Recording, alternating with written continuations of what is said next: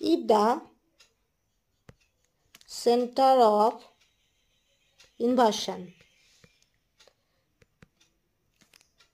ডান, যদি ডান হয় তাহলে কি হবে, ইনিশিয়াল ধরো ইনিশিয়াল কোঅর্ডিনেট কি ছিল, এক্স ওয়াই জেড ছিল।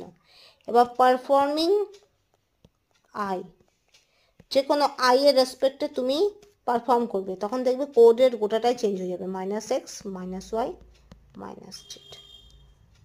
কীরকম সেটা আমি দেখাচ্ছি।